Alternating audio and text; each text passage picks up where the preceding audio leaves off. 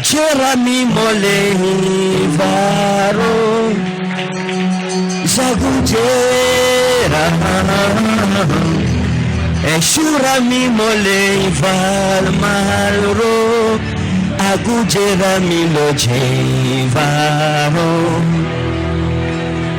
Jevaro Aguje moram jevaro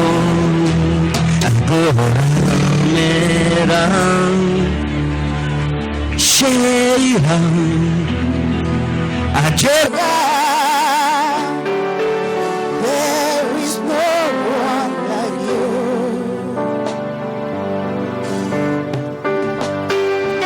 Oh.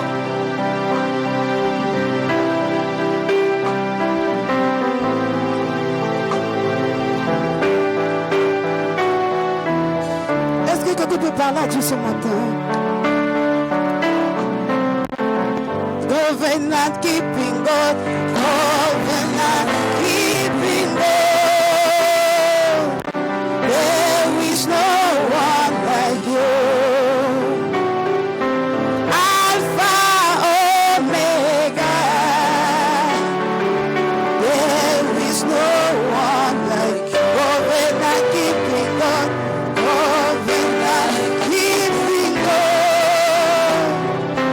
There is no one like you. Alpha, Omega. There is no one like you. Covenant keeping God. There is no one like you. Alpha, Omega. Hallelujah. There is no one like you. Covenant keeping God. There is no one like you. I am that I am. There is no one like you. Covenant keeping God. Covenant keeping God. There is no one like you. Alpha, Omega. There is no one like you. Covenant keeping God. Covenant keeping God. There is no one like you. Alpha, Omega. There is no one like you. Commence à bénir le Seigneur. Covenant keeping Jesus. There is no one like you. Alpha, Omega. There is no one like you. Covenant keeping God. I believe in what you have said. Alpha, Omega. There is no one like you. Père, nous te bénissons pour ta grâce et ta faveur au milieu de nous ce matin. Que la louange et la gloire te reviennent au nom de Jésus-Christ. Amen. Amen. Amen. Asseyons-nous dans sa présence.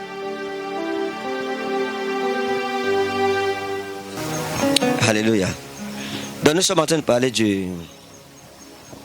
on a parlé des choses qui faisaient que Jean-Baptiste soit l'homme le plus grand de tous les hommes qui n'ont pas Jésus. Et de tous les hommes de l'Ancien Testament. Ça dit que Jean-Baptiste est plus grand qu'Abraham, Isaac et Jacob. Jean-Baptiste est plus grand que Moïse. Jean-Baptiste est plus grand que tous les grands prophètes que nous connaissons dans l'Ancien Testament. Mais cependant, le plus petit dans le royaume de Christ, c'est-à-dire nous, est plus grand que Jean-Baptiste.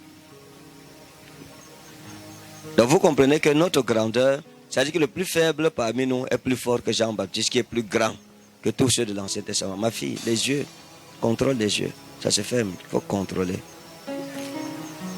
On dit que l'esprit du prophète est soumis au prophète et les yeux du prophète sont soumis au prophète. Donc, il faut soumettre tes yeux, ma fille. Si ça ne va pas, levez-vous. Avant que moi-même je me charge de votre dossier. Parce que ce matin, je suis chaud pour les problèmes. Je suis venu, je suis ouais. Moi, je cherche les problèmes aujourd'hui. Parce que il y a des jours où vous sentez que vous ne voulez pas vous les problèmes, vous esquivez les problèmes. Et aussi, les jours où vous vous réveillez, vous avez besoin d'un petit problème d'abord pour vous échauffer. Dans ce jour-là, c'est aujourd'hui. Alléluia. Amen. La parole qu'on va dire ici maintenant, c'est quelque chose, c'est les secrets de la foi. Je vous ai expliqué dès le début que la puissance se trouve dans quoi? Dans la connaissance. Apôtre Druide, descend, on va vérifier sur les hommes. Il y a la lumière en bas. Il faut aller vérifier. Portez vos responsabilités. Vous savez, quand on nous formait encore, quand j'étais jeune, dans les 16 ans, l'apôtre Nestor Tchokea a confié une chèvre à l'un d'entre nous. Il lui a dit, prends la chèvre. Et la chèvre a commencé à maigrir.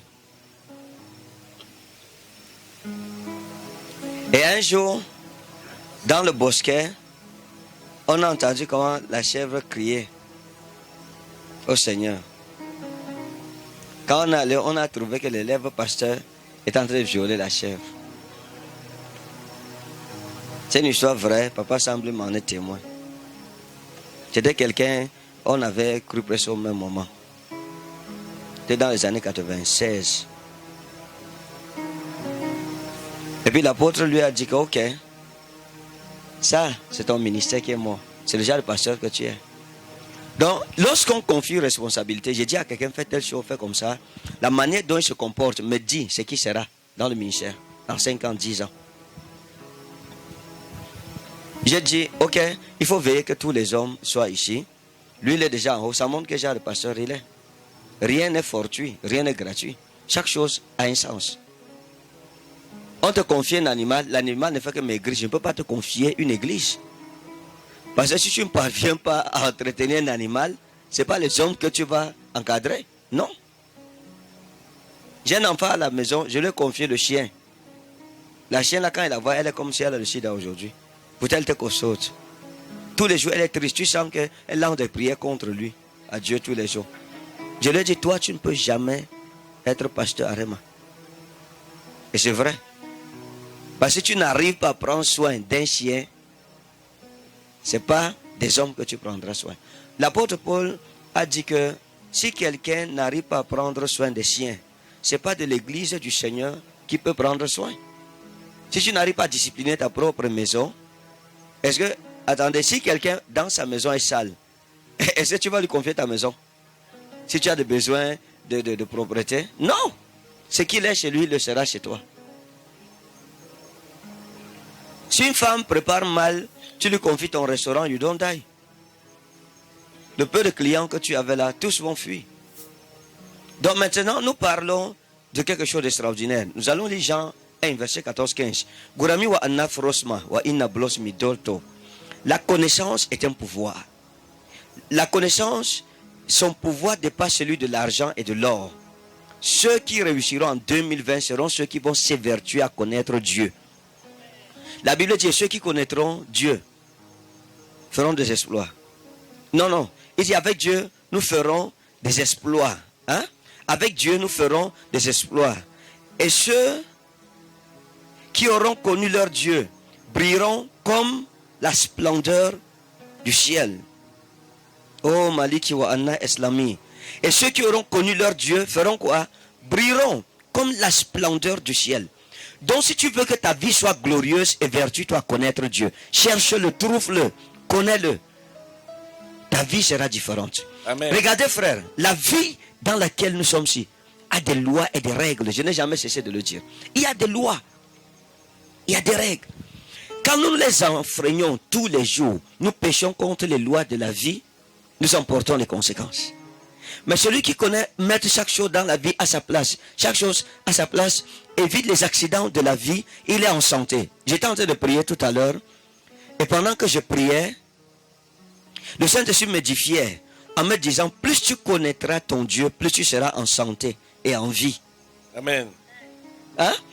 Ça dit, le Seigneur me disait, non, c'est pas l'hôpital. J'ai rendu témoignage, j'ai causé avec quelqu'un, je pense hier ou avant-hier, qu'au début de cette année, depuis que j'ai donné ma vie à Jésus, en 96, j'ai eu une infection pulmonaire au point où je crachais le sang. 96 jusqu'en 2019. Ça fait combien d'années? Hein? Ça fait 13 ans. 13 ans, hein? 23 ans. Donc, ce qui se passe, j'ai souffert de ce mal. J'ai souffert. En 2002, j'ai failli mourir. Du même mal. J'étais professeur au lycée de Magba. Et il y a un frère de l'église adventiste. J'étais assis comme ça. J'étais passé de 70 kilos à 43 kilos. J'avais perdu 27 kilos. Et il m'a vu. Il m'a dit, frère, ne meurs pas bêtement. Ça cognait comme le marteau dans ma tête. Réveille-toi, Ferdinand. Tu fais quoi comme ça?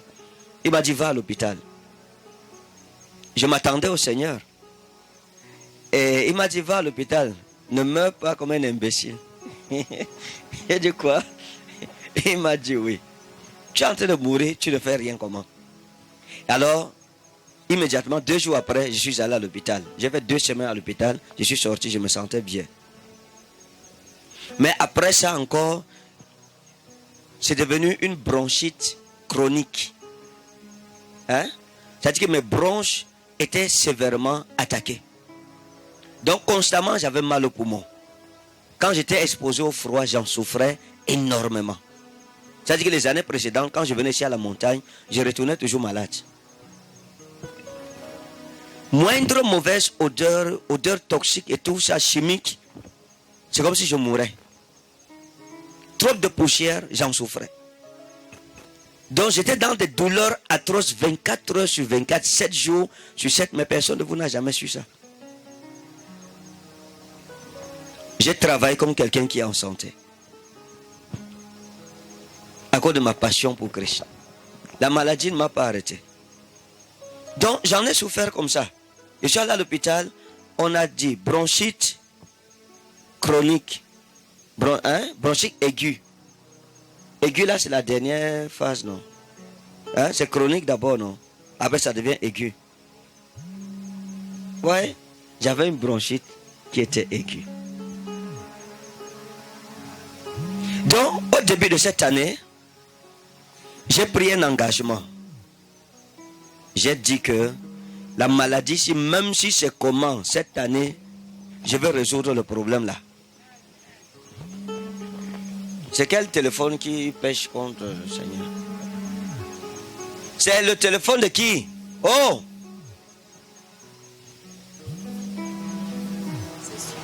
Un téléphone désobéissant.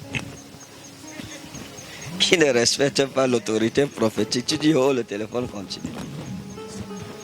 Donc, au début de cette année, j'ai dit à moi-même que je veux prendre le temps pour finir avec... La mère, calmez-vous. Si vous parlez encore, vous serez élève bavard. Je vais vous punir. Pour bavardage prophétique.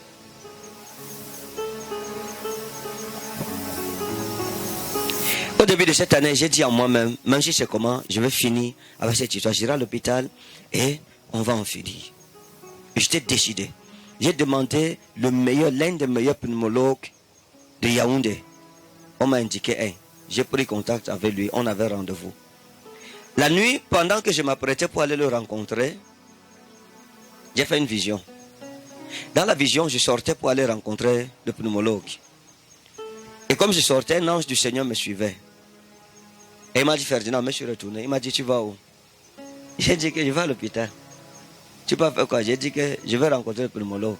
Il m'a dit pourquoi? J'ai dit que mon poumon, il faut qu'il me donne un remède qui va me guérir complètement. L'ange de l'Éternel m'a dit ceci. Si tu vas rencontrer le pneumologue, il ne te prescrira aucun remède. J'ai dit pardon.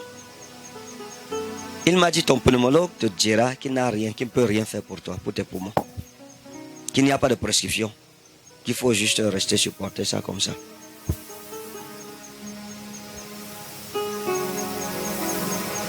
Elle m'a dit appuie-toi en l'Éternel ton Dieu. Amen.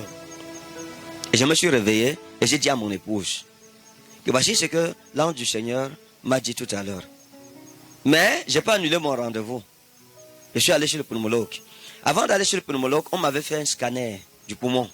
C'est-à-dire on m'a mis la sonde, on a extrait une partie de mon poumon pour regarder. On n'a rien vu. On m'a fait l'examen de crachat pour regarder si c'était la tuberculose pulmonaire. On n'a rien vu. On est allé à l'intérieur, on a retiré. Pour voir s'il y avait des bacilles de coque cachées quelque part. On n'a rien vu. On m'a fait un scanner. Je suis entré dans la machine de l'IRM.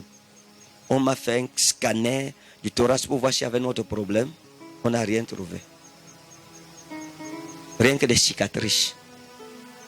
On m'a dit des poumons ou c'est cicatriciel ou c'est quoi. Donc, mais j'en souffrais. Quand je suis arrivé chez le pneumologue, il m'a reçu. Bonjour révérend, j'ai dit oui bonjour. Je lui ai mis tous les résultats. Il regarde, il interprète, il me dit vous voyez ça comme ça, vos poumons, ça veut dire que vos poumons ont été attaqués, ont subi une attaque. Et là maintenant vos poumons ont cicatrisé. Vous savez que comme le poumon c'est quelque chose, si ça blessé, ça se ratatine. Donc votre poumon gauche est un peu sur lui-même.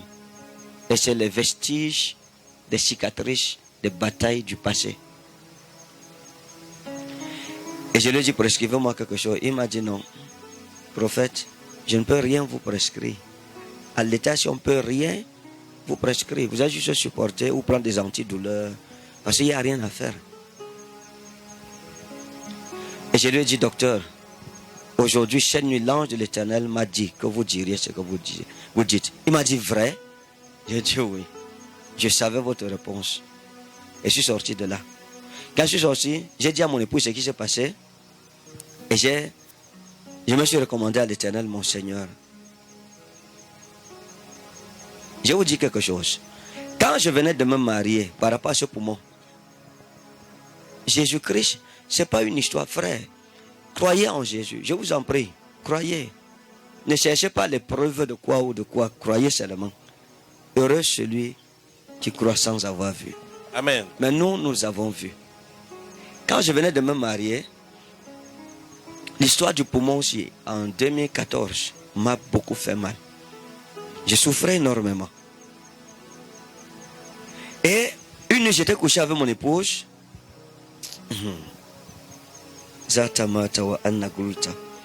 J'étais couché. Pendant qu'on était couché, j'ai ouvert les yeux. J'ai vu l'Éternel au coin de ma chambre. J'ai vu Dieu. Mes yeux ont vu le roi. Gloire à Dieu. Debout, avec deux grands anges, à gauche et à droite, des anges géants. Lui n'était pas autant géant que les anges, mais c'était un vieillard, c'est-à-dire habillé, vous voyez, les sarraux avec le tissu lancé comme ça, la tête recouverte, tenant un grand bâton dans sa main, avec un visage vieux, c'est-à-dire le visage d'un vieillard qui n'était pas vieux. Je ne sais pas si vous voyez. C'est-à-dire que vous voyez, c'est un vieillard. Il n'a pas d'âge sur son dos. Il est hors du temps. Mais son visage n'est pas ridé. Mais il est vieux au-delà de la vieillesse. Et il était debout. Et il me regardait. Et il n'a rien dit. Et puis quand j'ai voulu bien regarder, il n'était plus là. La terreur m'a saisi. J'ai dit que la nuit là, je vais mourir. Je n'ai jamais eu peur de ma vie autant. Et j'ai dit à mon épouse, l'Éternel veut me parler. Je suis quitté de la chambre, je lui ai dit que je vais aller me coucher sur le tapis au salon. Je suis allé me coucher. J'attendais l'Éternel, mon Seigneur. Et puis, le temps a passé jusqu'à peut-être vers 4 heures du matin. J'ai ouvert les yeux et l'Éternel était debout avec les deux anges encore. Et il m'a dit ceci. J'ai appris que tu es malade. J'ai dit oui Seigneur. Je lui ai expliqué que mes poumons depuis Ngaoundal me font mal jusqu'à aujourd'hui. Et il m'a dit, l'année prochaine, à cette époque, mon ange reviendra vers toi et il te guérira. Et ceux qui se sont moqués de toi, que diront-ils? Et s'est retourné pendant qu'il partait, il m'a dit, enseigne mon peuple sur les donjons de la foi. Il est parti. À l'époque, là, d'où j'ai commencé à enseigner sur le donjon de la foi. Les gens disaient que le donjon de la foi, c'est encore quoi? Maintenant, ce qui s'est passé, c'était en 2014. Mais c'est en 2018 que cette prophétie s'accomplit. Oh, Dieu m'avait dit l'année prochaine, à cette époque. Maintenant, c'est quoi l'année chez Dieu? Le temps signifie quoi? C'est Dieu. Pour moi, en tant qu'homme, l'année prochaine, ça voulait dire 2015. Comment est-ce que j'en suis venu à ce que je me retrouve en 2019 priant pour le même mal? C'est cette année que le Seigneur, l'ange de l'Éternel, est venu et qu'il a ôté le poids d'un mal que j'ai traîné pendant près de 25 ans.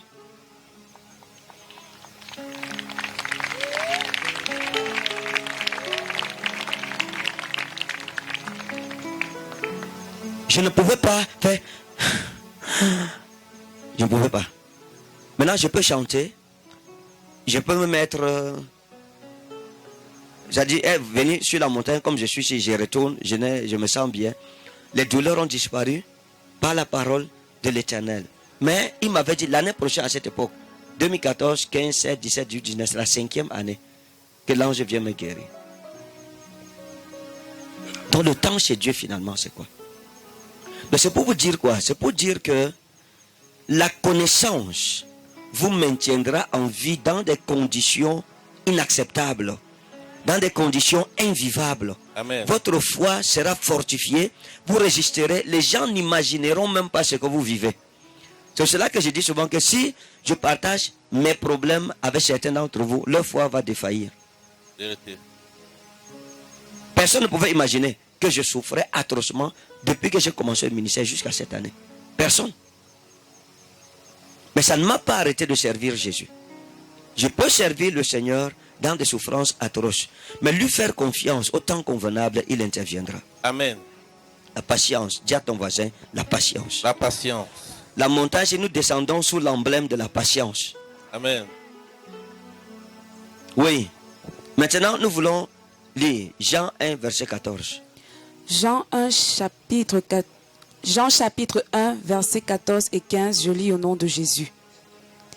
Et la parole a été faite chair, et elle a habité parmi nous, pleine de grâce et de vérité, et nous avons contemplé sa gloire.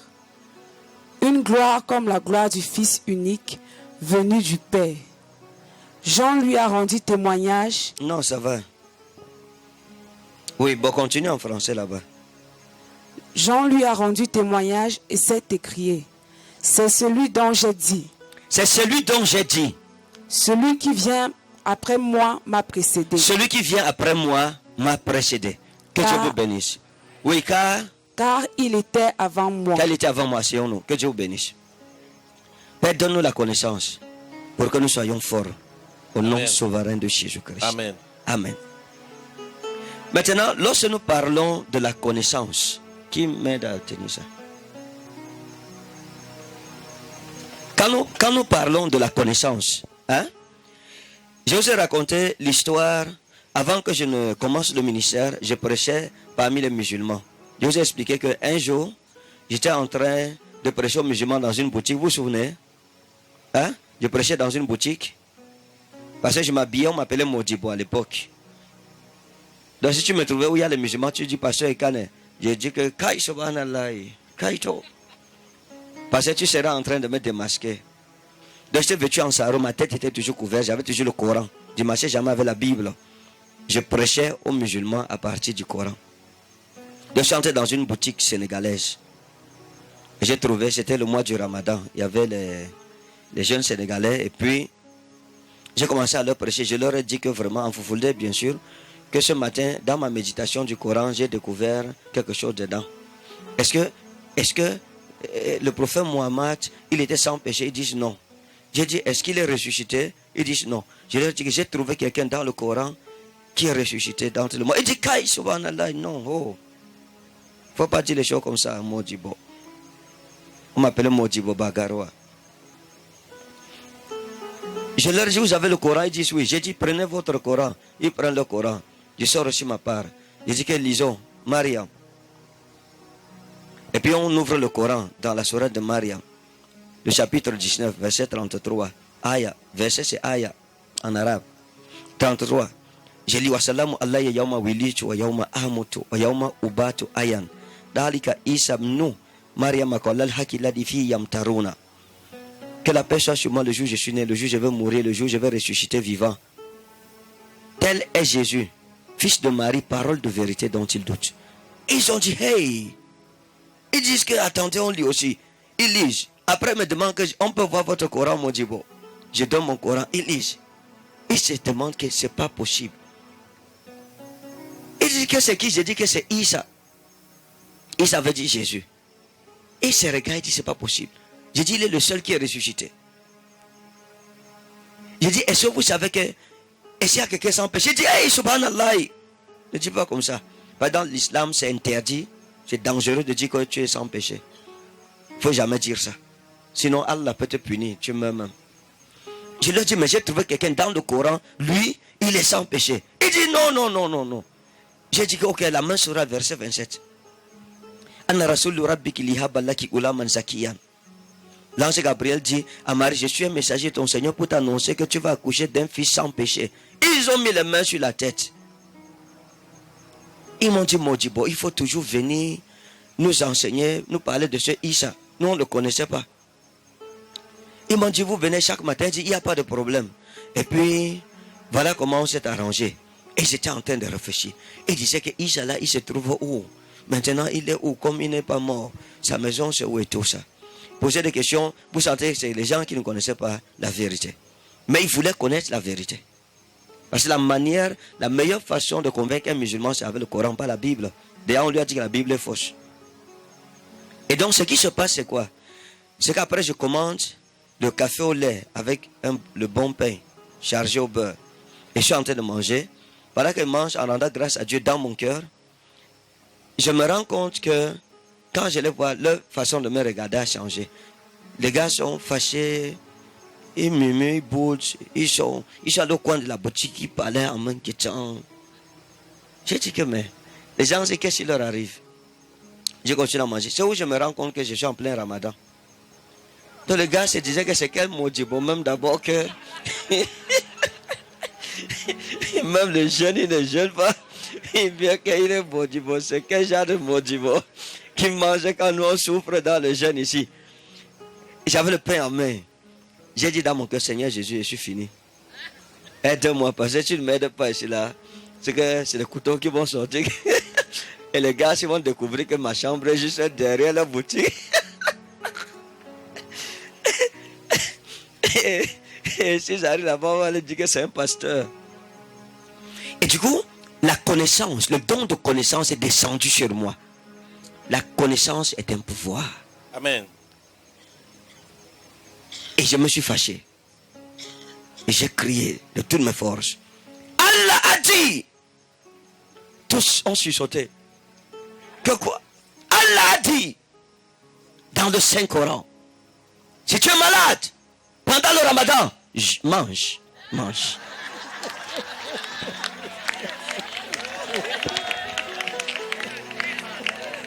Mais, après ça va manger. Quand tu seras guéri, jeune. L'autre a dit, chez vous, ça veut dire, comme mon dit, bon, si mange, ça veut dire qu'il y a une bonne raison.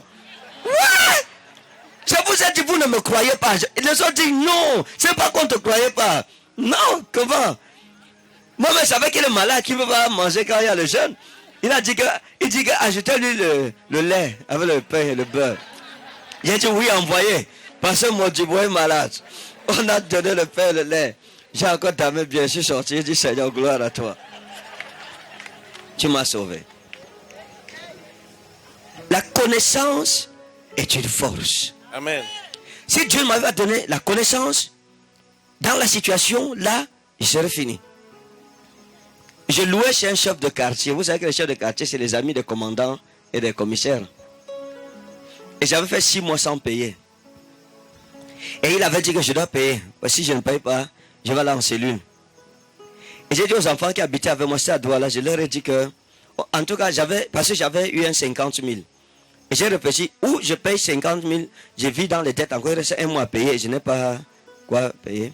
Bon, j'ai pris mes 50 000 dans tous les cas. Je suis allé, j'ai loué une nouvelle chambre. 5 mois, j'ai avancé 5 mois là-bas. Et je suis revenu. J'ai dit aux enfants qui étaient à la maison avec moi, ramassez des choses attachées. Parce qu'on était venu me convoquer, le bailleur me convoquait. Avant de partir, j'ai dit attachez tous les bagages, mettez ça prêt parce que dès qu'ils rentrent là, on déménage. Ils m'ont dit qu'on a dit qu'on va t'enfermer. Je leur ai dit non, vous en faites pas, laissez-moi aller. Je vous ai dit que préparez-vous. Dès que je rentre, on passe seulement par le taxi, on part dans notre nouvelle maison sans rien payer ici. Ils m'ont dit ok, d'accord, on t'attend alors. Et je suis allé vers le bailleur. Quand je suis arrivé, il me dit mon fils, si tu ne me payes pas ma maison, tu es fini. J'ai rassemblé toutes les larmes de mes yeux. Et je lui ai dit, mon père, c'est toi mon père. Mon père, Amadou Seini, est mort en 97 à Garoua, quartier Fulbert et Tati. Je suis resté, il n'y a que toi qui es mon père. Moi je viens de Garoua là-bas. Je lavais moi mes moutons à côté de la Benue. Je suis venu ici. Je ne connais personne, sinon toi que Dieu m'a donné comme mon nouveau père. Si tu me mets dehors, à qui d'autre irai-je? Mais,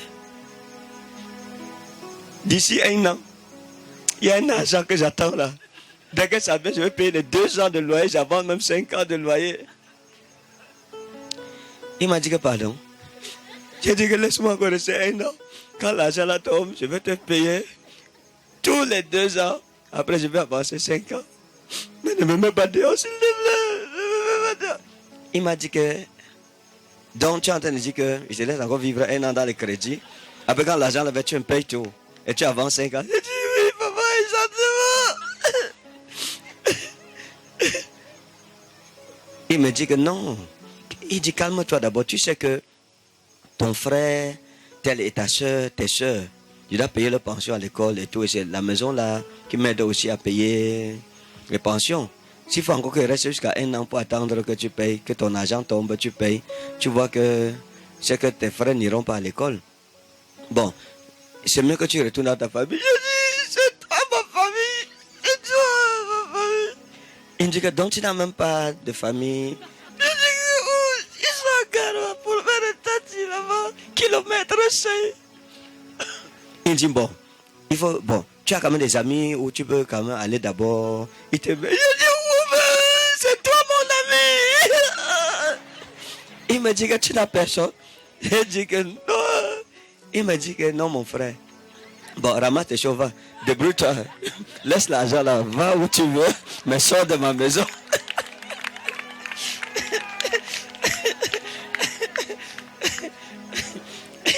Je suis sorti en pleurant. S'il te plaît, ne fais pas ça. Quand je suis arrivé à la maison, dis, pas ton vite, pas ton vite.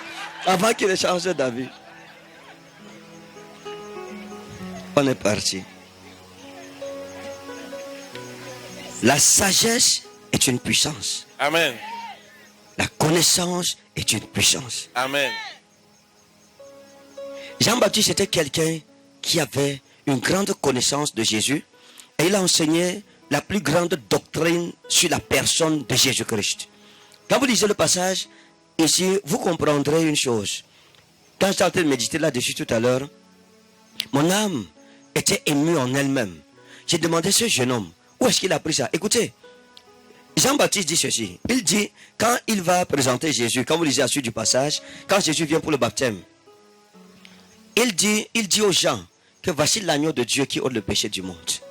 Il a su ça comment? Et il dit, je ne le connaissais pas. Mais celui qui m'a envoyé baptiser m'a dit, celui sur qui tu verras l'Esprit descendre comme une colombe, c'est lui. Or, personne n'a vu l'Esprit là. Il n'y a que Jean-Baptiste qui, dans le spirituel, a vu cette colombe. Et il dit, celui qui m'a envoyé baptiser m'a dit. Ça veut montrer la communion profonde que Jean-Baptiste avait avec son père. C'était un homme de la catégorie de Amashkilim, c'est-à-dire des amis de Dieu, des intimes de Dieu. Il était dans l'intimité de Dieu et il connaissait profondément Jésus. Mais Jésus a demandé à ses apôtres, qui suis-je? Ils n'ont pas pu répondre, en dehors de Pierre. Mais Jean-Baptiste, avant que la révélation ne soit donnée aux apôtres, connaissait pas seulement que Jésus-Christ est le Christ, mais qu'il est Dieu. Comment les gens ont interprété ce que Jean-Baptiste leur a dit? Comment quelqu'un vous dit que car celui qui vient après moi m'a précédé? Les gens allaient expliquer ça comment? Il leur disait qu'il vient après moi, il est né après moi, mais il existe avant moi. Vous comprenez la puissance de cette révélation? Hein? Qu'est-ce que Jean-Baptiste voulait leur dire? Pour les Juifs, c'était une abomination de dire que quelqu'un qui est là, ton petit frère, existait avant toi. Il n'y a que Dieu. Donc Jean-Baptiste leur disait que Jésus-Christ est Dieu. Mais personne n'a voulu l'écouter.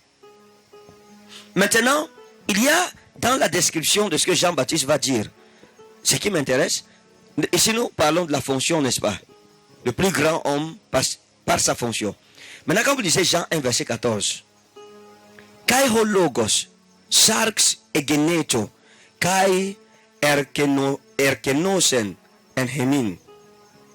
Kai ho logos, sarx egeneto. Et la parole est devenue chair. Kai eskenosen en hemin. Et elle a habité au milieu de nous. Kai eteasameta ten doxan auto. Et nous avons fait quoi? Et nous avons contemplé sa gloire. Doxan auto, sa gloire. Doxan hos monogenus parapatros. La gloire. Le français dit quoi? La gloire du Fils unique. Bon, en grec, on dit doxan hos monogenus parapatros. La gloire de celui qui seul fut engendré par le Père. Pleres caritos. Plein de grâce. Kai alethehias et de vérité. Plein de grâce et de vérité. Hein? Et si on parle de qui? Hein? On parle de Jésus, n'est-ce pas? Amen. Et ça, c'est la connaissance que Jean-Baptiste avait de Jésus qu'on nous partage. C'est l'enseignement de Jean-Baptiste. Est-ce que vous imaginez que le dernier prophète de l'Ancien Testament donne un enseignement christologique de cette profondeur? Il est plus grand que tous les autres prophètes parce que eux ne connaissaient pas qui était Christ. Mais Jean-Baptiste, lui, connaissait. Les autres ont parlé d'un Christ qu'ils ignoraient. Jean-Baptiste a parlé d'un Christ qu'il connaissait. Un Christ qu'il va introduire dans sa fonction. Un Christ que lui-même va oindre comme souverain sacrificateur de la nouvelle alliance. C'est pour ça que Jean-Baptiste, dans sa fonction, est le plus grand des hommes.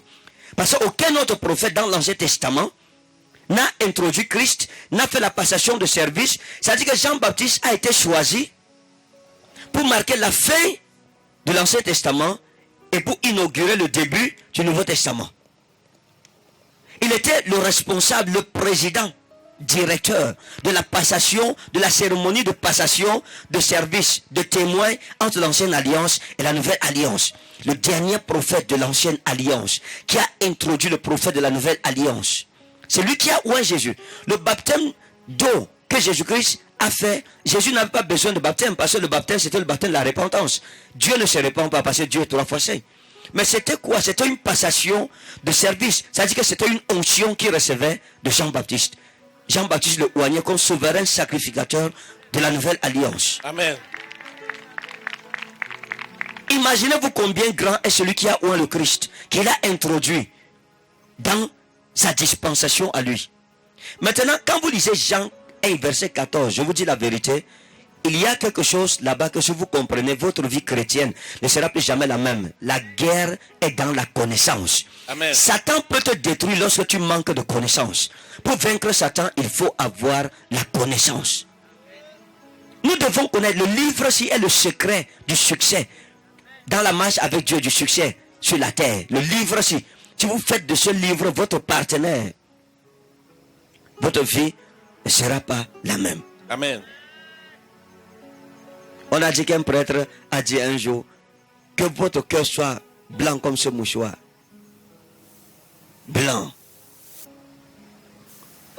Et les gens ne faisaient que sortir de l'église. Il dit, j'ai dit, mes frères, ne fuyez pas la sainteté. Blanc comme ce mouchoir. Les gens me il dit, je vous dis, pourquoi murmurez-vous? Pourquoi autant de tumulte parmi le peuple? Blanc comme ce mouchoir.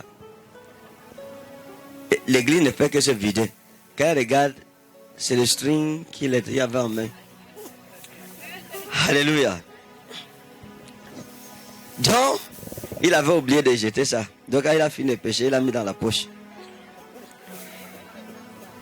Quand vous lisez le verset 14, la Bible dit Kai ho logos, sarx egeneto, kai eske nosen. Maintenant, je vous ai expliqué quelque chose. J'ai expliqué que écoutez-moi, je vais expliquer les deux versets, tout simplement. Le reste, vous connaissez déjà.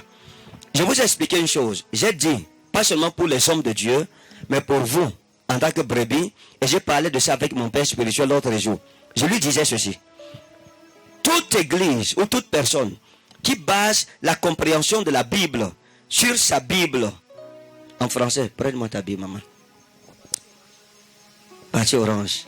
Tu vois, sa Bible a une partie orange. Donc, toute personne qui base, c'est-à-dire que si tu prends cette Bible-ci, et c'est elle que tu médites jour et nuit, pour connaître Dieu et servir Dieu, tu iras au ciel, sans problème. Mais tu iras au ciel avec beaucoup d'ignorance. Il y aura beaucoup de choses que tu ne comprendras pas de ce livre. Est-ce que vous comprenez? Amen. Il y a beaucoup de choses. Pour bien comprendre ce livre, il faudrait que tu t'adonnes un peu au grec, un peu à l'hébreu. Les langues originales, desquelles le livre a été traduit en français.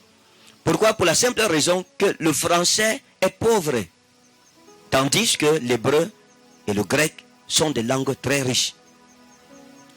Voyez. Une autre chose, il faudrait qu'en ayant cette Bible, que tu aies des livres d'études bibliques qui te permettront d'interpréter le livre et connaître pas seulement le texte, mais le paratexte et le contexte. Tu dois t'instruire. Donc, je vous conseille d'acheter des Bibles d'études comme Thompson. Pour moi, la meilleure Bible d'études, c'est la Bible Thompson. Tenez. Je vais vous montrer quelque chose que le français ne montre pas dans ce passage. Et c'est ça qui m'intéresse. Ok, on va lire en français, je vais expliquer en grec. Reprends, Jean 1,14. Et la parole a été faite chair. Bon, maintenant, il dit, Kaiho logos, sarx et geneto. Sarx veut dire la chair, et geneto veut dire définir. Kaiho logos, sarx et geneto. Jusqu'ici, il n'y a pas de problème. Oui, continue. Et elle a habité parmi nous. Merci. Kai eskenosen en hemin. Et elle a habité parmi nous. Maintenant, je vais d'abord expliquer ceci. Et la parole est devenue chair. Elle a habité parmi nous. Il y a deux façons de comprendre cela. La première chose, c'est que Jésus-Christ est la parole. En arche en ologos. Hein? En arche en ologos. Au commencement était la parole. Attendez d'abord. Laissez-moi vous montrer.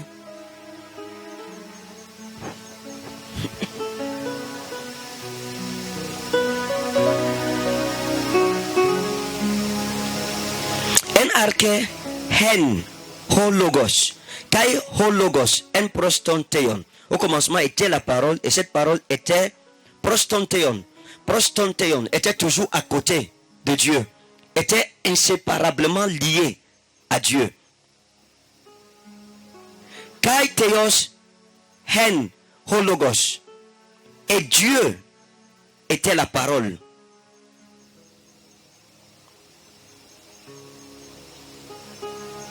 Le verset 2 dit, Houtos en arche prostonteon, dès le commencement. Hein? Maintenant, quand vous lisez en grec, on dit Houtos. Je vous ai expliqué que Houtos signifie il. En français, on dit elle. En grec, Houtos signifie il. Ça veut dire comme Jésus. C'est un homme, c'est masculin. Hein? C'est masculin. Donc, il était dès le commencement avec Dieu. Donc la parole n'a pas de commencement. Jésus-Christ n'a pas de commencement en fait. C'est ce que la Bible essaye de dire. Maintenant, il dit, Panta di auto egeneto, toutes choses ont été accouchées. Parce que egeneto, c'est ginomai. C'est le même verset, même verbe qu'on va utiliser avec Jésus. Panta di auto egeneto, toutes choses ont été accouchées par elle.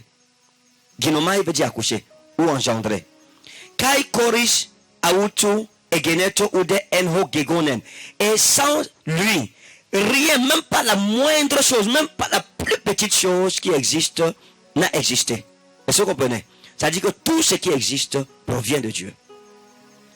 Maintenant, lorsque nous retournons dans le livre, le verset 14, la Bible dit Kai ho logo sarx egeneto, kai eskenosen en hemin. Et la parole est devenue chair. Quand Dieu est devenu chair, ça veut dire qu'elle était d'abord esprit. C'est ça, non? Et quand c'est esprit, on ne voit pas. C'est virtuel, on ne voit pas. Donc, la première explication, ça signifie seulement que Jean-Baptiste voulait nous expliquer que la parole était d'abord invisible. Donc, Jésus-Christ était au ciel. On ne le voyait pas au milieu de nous. Et puis, Jésus-Christ est devenu chair. Il s'est fait chair. Voilà pourquoi dans le livre, la lettre aux Hébreux, la Bible dit, tu n'as agréé ni sacrifice, ni holocauste, mais tu m'as formé un corps. Hein? Mais tu m'as formé un corps. Donc ça veut dire que Jésus étant au ciel, lorsque son temps de naître est arrivé, Dieu lui a formé un corps, le corps d'un bébé. Et il a mis ça dans le ventre de Marie. Et Jésus a pris possession de ce corps. Hein? Il a pris possession de ce corps pour naître comme un homme. Voilà comment la parole qui était invisible est devenue chair. Maintenant, la deuxième explication, c'est quoi? C'est la bataille du croyant tous les jours. Ma bataille, c'est que la parole de Dieu devienne chair pour moi. C'est-à-dire que chaque enfant de Dieu doit lutter, se sacrifier jour après jour pour que les promesses de Dieu qu'il a reçues soient faites chair.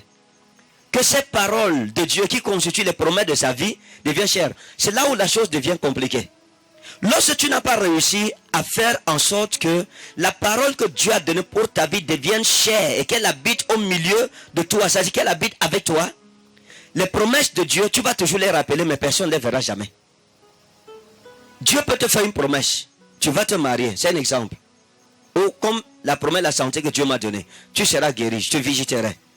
Tant que cette parole ne s'accomplit pas et ne se fait pas chair, ça veut dire faire chair veut dire que je la touche, je la goûte, je la vis. Elle ne parle pas, tout le monde voit que ça s'est accompli. Mais tant que la parole de Dieu pour ma vie est encore esprit, elle est virtuelle. Parce que dans le monde physique, elle ne règne pas encore, elle n'habite pas encore avec moi. Donc tant que cette guérison n'est pas encore arrivée, ça veut dire que la promesse, la parole est encore faite esprit. Elle est encore esprit pour moi. Beaucoup d'enfants de Dieu vivent avec plein de promesses spirituelles de Dieu. Mais ces promesses ne sont jamais faites chair. Jusqu'à aujourd'hui. Le jour où la parole de Dieu pour toi deviendra chair, tu la goûteras. Amen.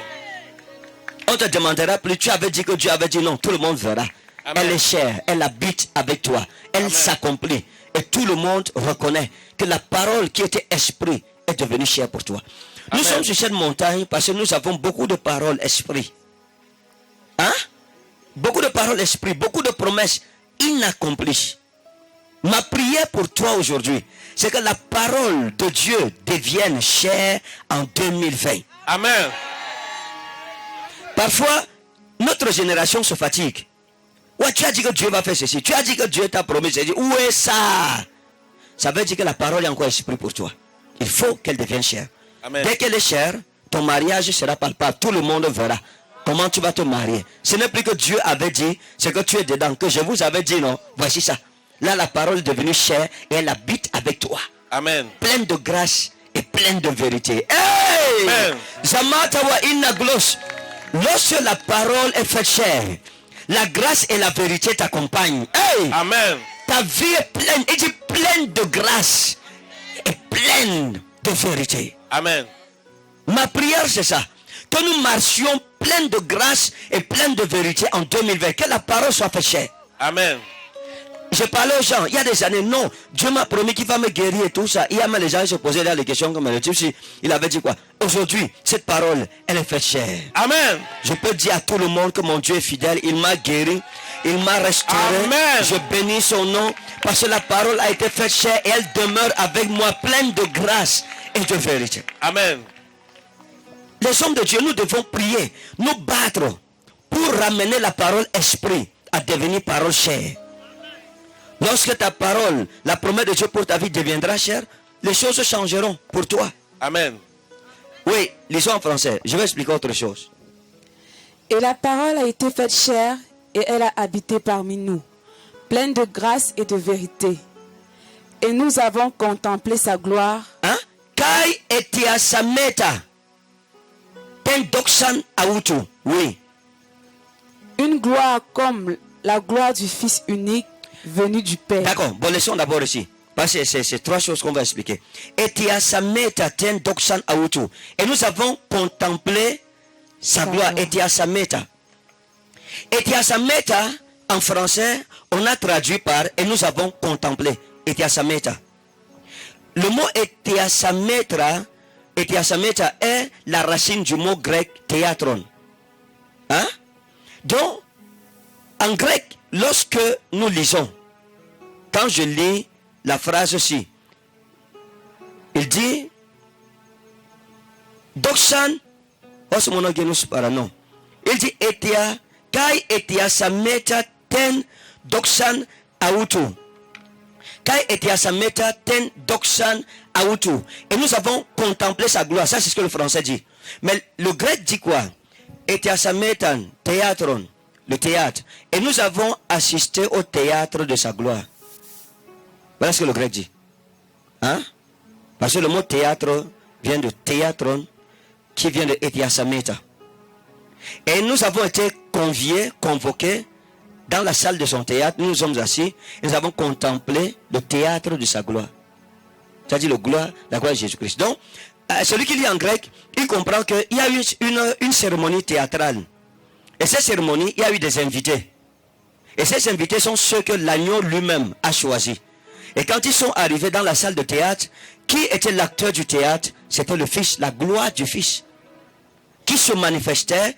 Et ceux qui étaient assis à ce théâtre contemplaient la beauté de cette gloire qui luisait sur leur visage. Amen. C'est ça, était à sa méta. Maintenant, qui a assisté au théâtre du Christ? Qui est invité? Ça veut simplement dire que vous ne pouvez contempler la gloire de Jésus que si vous êtes invité et convié à son théâtre. Tant que vous n'avez pas d'invitation pour entrer dans sa salle théâtrale, vous ne verrez pas le théâtre de sa gloire, ou si vous voulez la manifestation, les diversités de manifestations de sa gloire. Qui entrera dans le théâtre de l'agneau? Qui assistera à sa cérémonie théâtrale? Est-ce que vous voyez l'honneur qui est à l'intérieur de ce que je dis? Hein? C'est-à-dire que vous avez une invitation. Et la gloire, ce n'est pas que l'agneau fait un théâtre, mais la gloire de l'agneau fait un théâtre devant toi. Ça veut dire elle se manifeste sous diverses formes dans ta vie. Tu contemples et ta vie en est contaminée. On ne voit pas une seule façon de manifester la grâce de Dieu dans ta vie, mais dans tous les domaines de ta vie, la grâce se manifeste, la grâce se manifeste. Les gens se demandent qu'est-ce qui se passe. Tu es dans la salle théâtrale de la gloire de l'agneau. Donc l'esprit grec illustre cela, utilise le verbe etiasameta dans le sens d'un théâtre. Pour dire que il y a un théâtre. Quand on parle d'un théâtre, c'est une salle où on fait le théâtre. Hein? Un théâtre, c'est une salle où on fait le théâtre.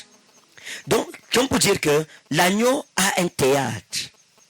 Et ce n'est pas tout le monde qui entre dans son théâtre. C'est ceux à qui il a tendu la main. Toi, entre. Toi, viens. Toi, viens. Nous pouvons être à l'église, mais nous tous, nous ne contemplons pas sa gloire. On n'est pas tous invités dans son théâtre. Est-ce que tu es dans son théâtre? As-tu été invité? As-tu reçu ta lettre d'invitation? Lorsque tu es dans cette salle, ta vie ne peut pas être comme celle de celui qui n'est pas dans cette salle. Amen. Un enfant de Dieu qui a reçu l'invitation et qui est dans la salle du théâtre de l'agneau, sa vie ne pourrait être comme celle d'un enfant de Dieu qui n'a pas encore reçu son invitation? La vérité. Qui donc l'agneau invite-t-il? Celui qui a le désir d'entrer dans son théâtre pour contempler, pour voir sa gloire se manifester. Et cette gloire ne se sépare plus de toi. Amen. Qu'est-ce que tes yeux ont vu? Connaissais-tu même que l'agneau a sa salle de théâtre? Après, on va te surprendre à l'Abia là-bas. Tu vois Mission Impossible. Tu viens dire que j'étais dans la salle théâtrale du Seigneur. Et j'ai vu sa gloire. Quelle gloire? Tu as vu Tom Cruise. Dis à ton voisin, la connaissance est un pouvoir.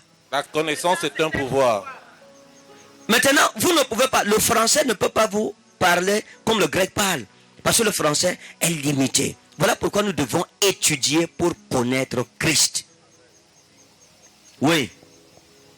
Une gloire comme la gloire du Fils unique venu du Père. Doxan hos monogenos parapatros. Une gloire comme la gloire monogenos. Doxan hos monogenos parapatros. Une gloire comme la gloire de celui qui a été engendré de façon unique par le Père. Pleres caritas kai alethehias, pleine de grâce et de vérité. Maintenant, on dit doxan hos monogenos. Hein? Doxan hos monogenos. Une gloire, en français on dit, bon, j'ai dit en grec, il n'y a pas fils, mais la traduction en français n'est pas mauvaise. Hein?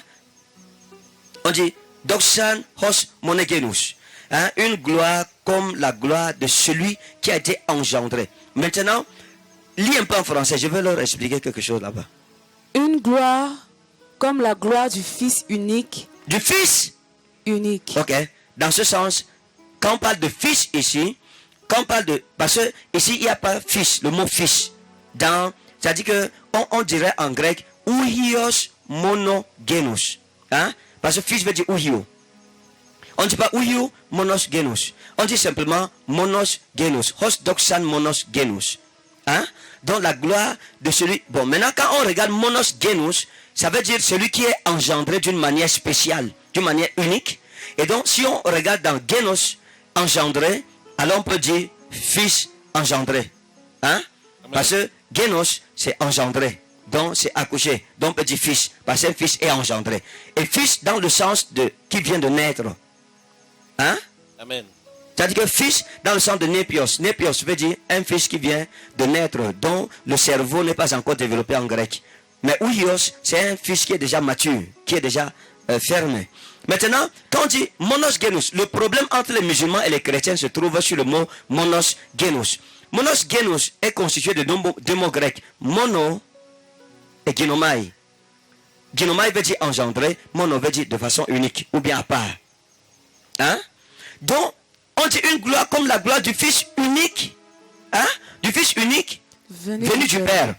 En grec, le problème se trouve à quel niveau? On dit monos genos. Ça veut dire celui qui, du Fils engendré de manière unique. C'est-à-dire qu'il n'y a pas un autre Fils qui a été engendré de cette façon. Donc, c'est-à-dire que si nous, on est engendré par voie basse, lui, il a été engendré seul par césarienne. C'est une manière de parler. Je ne dis pas que c'est ce que ça dit. Hein. C'est pour vous expliquer que la Bible dit que Jésus a été engendré, mais d'une manière différente de la nôtre.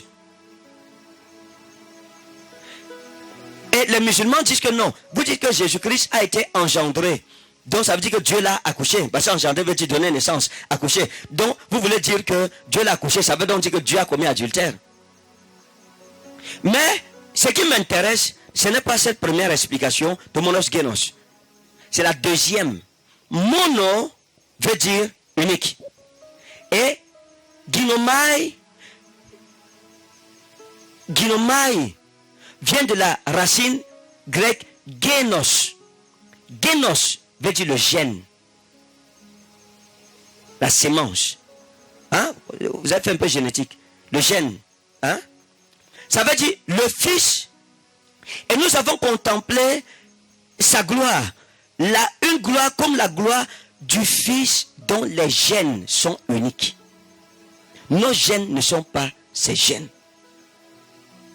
La sémence qui lui a donné naissance est différente de la sémence qui nous a donné naissance. Donc quand vous lisez ça en grec, ça veut dire simplement que la sémence qui donne naissance à Christ n'est pas la même que la nôtre. C'est pour cela que nous sommes fils, mais pas de la même catégorie, mais pas de la même espèce. La sémence génos veut dire la race en grec. Est-ce que vous comprenez? Donc ici, la Bible dit que Jésus a été engendré, qu'il appartient à une race de fils où il est seul dans ces catégories. Oh, je vous dérange. Oh.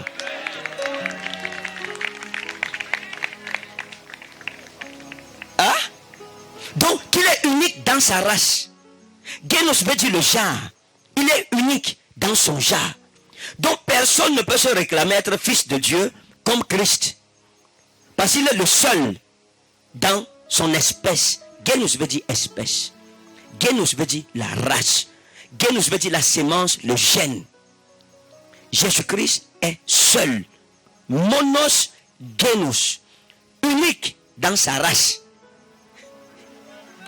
Amen. Donc, personne de nous tous on est fils, mais pas comme lui. Il est le seul monos génos, unique dans sa race. Il est Dieu.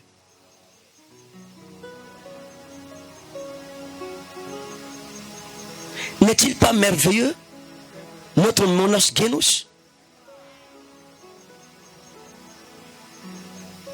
Donc si un jour un musulman vous demande, vous dites que Jésus est le fils engendré de Dieu, donc vous dites que Dieu a couché avec une femme pour avoir un fils, dites-lui non. Monos génos veut dire unique dans sa race. Amen. Oui. Verset 15.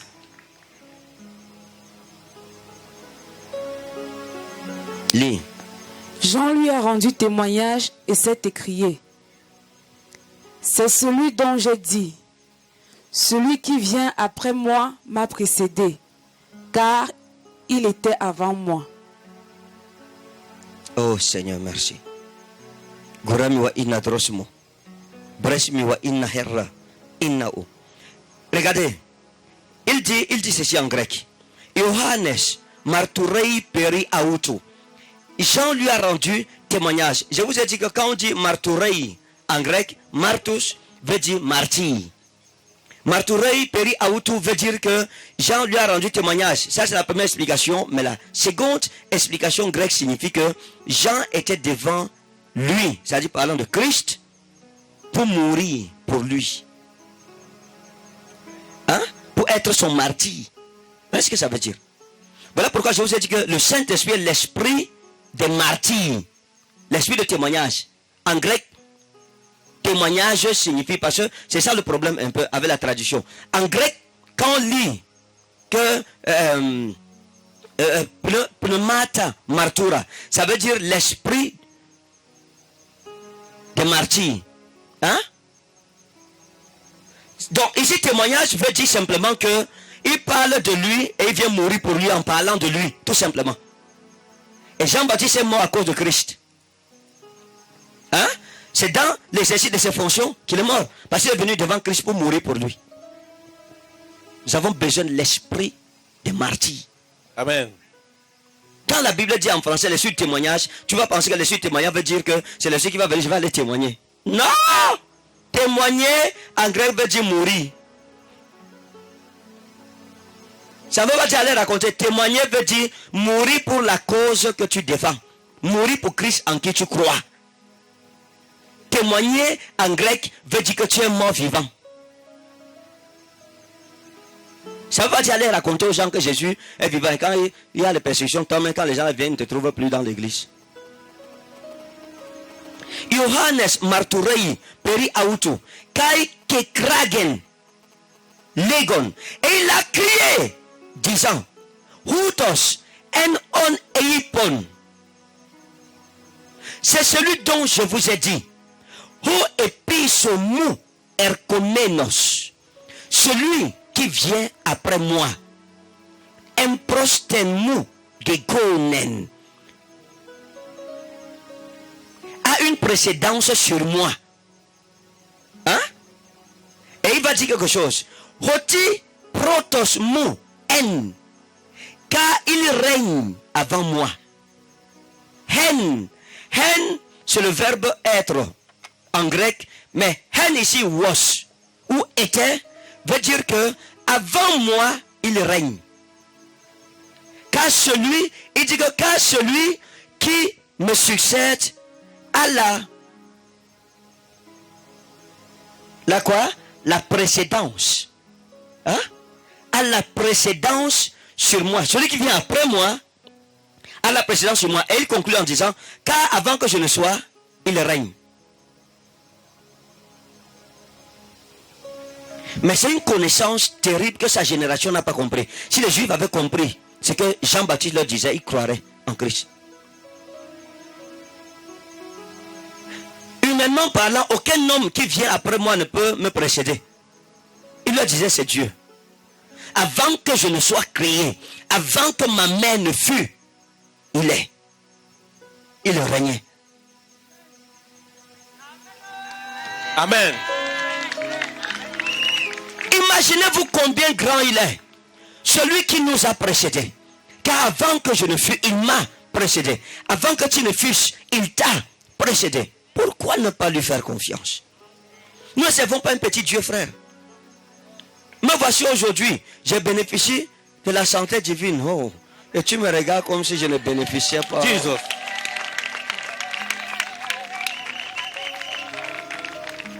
Donc, je vais conclure en disant ceci. Jean a rendu témoignage à la vérité. Amen. Il a présenté Jésus-Christ comme étant Dieu. Il a expliqué à sa génération que Jésus, en fait, existe avant sa naissance. Que Marie n'est pas la mère de Jésus, mais que Marie est la créature de son fils. Amen. Et que Jésus-Christ n'est pas le fils de Marie, qu'il est le Dieu de Marie. Amen. Son créateur.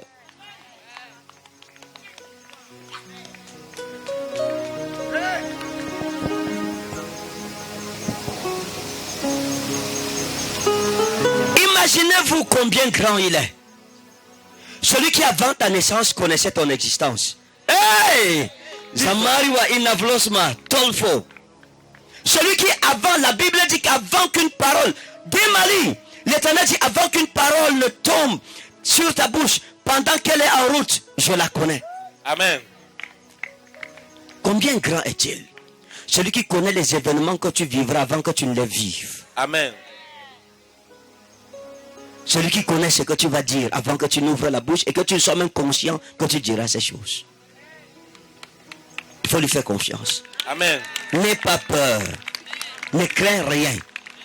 Mettons notre confiance en lui. Il est digne de confiance. Amen. Notre monos genes. Et il nous dirigera, il nous gardera, il nous protégera. Faisons-lui confiance parfois. David a dit, lorsque je traverse la vallée de l'ombre et de la mort, je ne crains aucun mal, car ta houlette et ton bâton me rassurent. Est-ce que vous comprenez ça? Car ta houlette et ton bâton me rassurent. La houlette, on s'appuie sur elle. Le bâton, c'est pour taper qu'elle revient ici. Ne va pas là-bas, il y a le ravin, bien comme ça. Hein? La houlette, je m'appuie sur ça. Et le bâton, c'est tap, tap, tap, tap, tap, tap, tap, pour me ramener sur le droit chemin. Et tu es là comme si Dieu n'avait pas de houlette et de bâton. Je veux simplement qu'on donne la gloire à Jésus ce matin. Amen.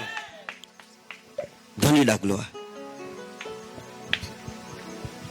À toi la gloire, ô ressuscité.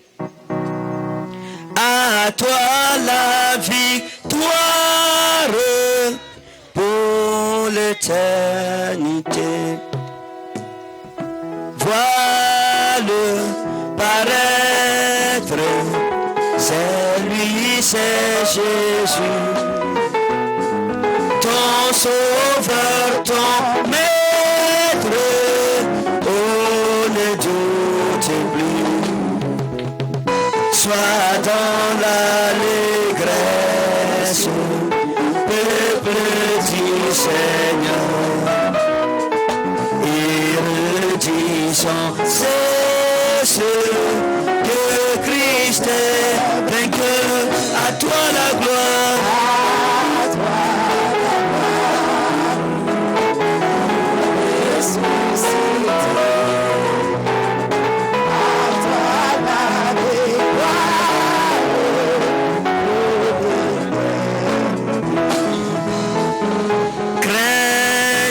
prêche encore, il vit à jamais.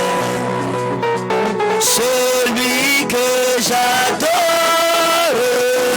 le prince de paix, il est ma victoire, mon puissant soutien, ma vie et ma gloire. Non, je ne crains rien, à toi la gloire.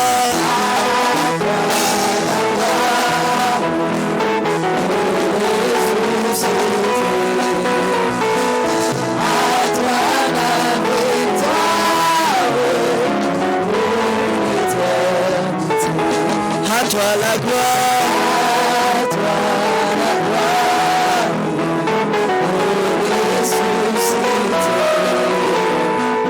à toi la victoire, commence à donner gloire à l'agneau, donne gloire à Jésus, bénis son nom, bénis son nom, bénis son nom. Zamari wa inna mon âme te loue Seigneur pour la grâce et la lumière que tu as apportée à ma vie, pour le salut, pour mon nom que tu as écrit dans le livre de la vie éternelle. Seigneur, pour toute ta bonté envers le moindre et le vermisseau que je suis. Bitautat wa inaglata manta umaruta wa inflotei. Biasman chavroni wa inaklosma utata. Donne la gloire à Jésus. Donne la gloire à Jésus. Donne la gloire à Jésus. Gloire à toi, agneau de Dieu. Gloire à toi, Dieu. Agneau de Dieu, don merveilleux, agonisant sur les calvaires, ton sacrifice est salutaire pour briser mon cœur orgueilleux. Agneau de Dieu, don merveilleux, agonisant sur les calvaires, ton sacrifice est salutaire pour briser mon cœur orgueilleux.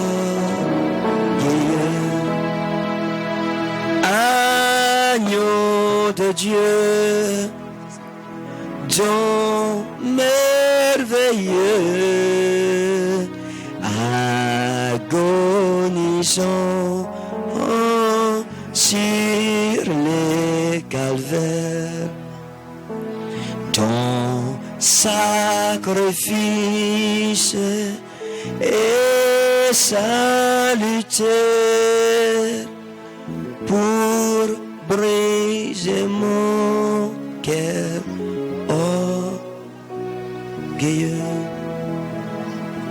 Donne-lui ta vie, renouvelle ton alliance à le servir.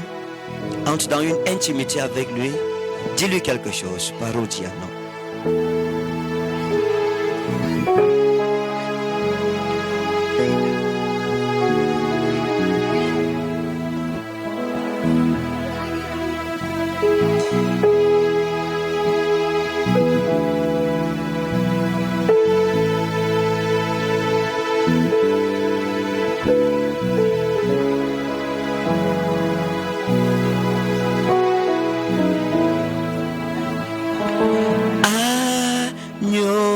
De Dieu, don merveilleux, agonisant sur les calvaires, à Golgotha, tu mourus pour moi, briser ce cœur si orgueilleux. Agneau de Dieu, Dieu merveilleux, agonisant sur les calvaires, ton sacrifice est salutaire pour briser mon cœur orgueilleux. Asamata wa inna salah, asalati wa inna aslah, esplita minna wa aslah, takrita wa inna aslami, entalami wa inna eskla, plotera wa anna armana tate. Agneau de Dieu, Dieu merveilleux, agonisant sur les calvaires, ton sacrifice est salutaire pour briser mon cœur orgueilleux. Bénis le Seigneur, Taman. Dis Seigneur, brise mon cœur orgueilleux. Brise mon cœur orgueilleux. Seigneur, donne-moi la grâce de comprendre ce que je n'ai pas compris jusqu'ici. Seigneur, ouvre-moi l'esprit pour connaître ce que je n'ai pas pu connaître jusqu'ici. Seigneur, ouvre mes yeux en les délivrant de leurs écailles pour voir ce que je n'ai pas pu voir jusqu'ici.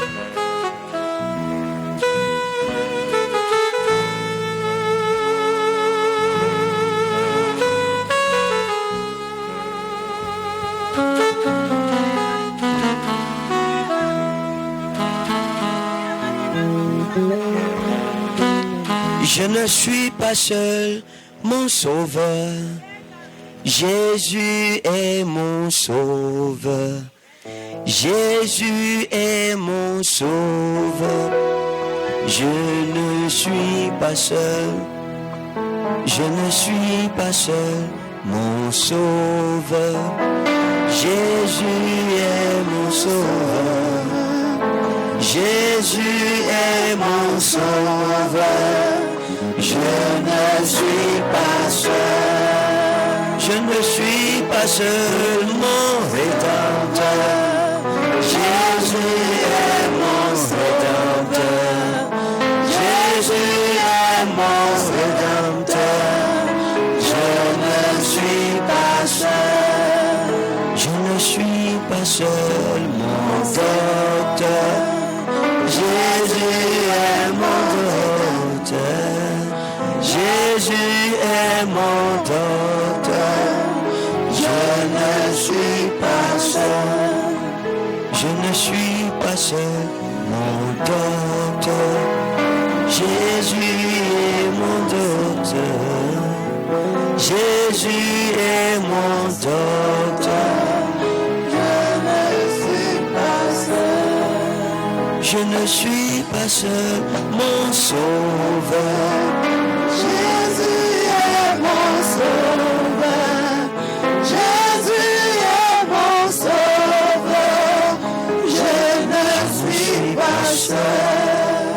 Bénis le Seigneur. Banaï, tu es notre sauveur. Merci pour le salut que tu m'as apporté en cette année. Merci pour le salut que tu m'as apporté en 2020. L'Éternel nous sauvera. Bénis le Seigneur. Il nous sauvera. Il ne nous abandonnera point. Il ne nous délaissera point. Il nous sauvera en 2020 comme il nous a sauvés en 2019. De tous les dangers que le diable a placés devant nous, il nous sauvera. Il nous gardera. Il nous aimera. Il nous bénira. Pinota wa inna elmai wa ida kastau. Flatera mi wa ino Dios manshoriki.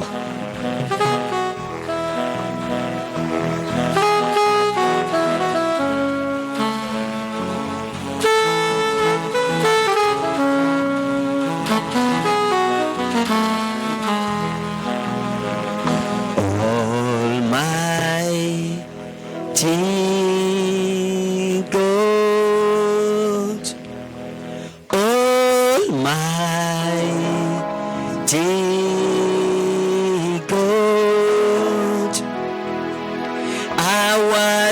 generation shall praise your name. Our generation shall praise your name.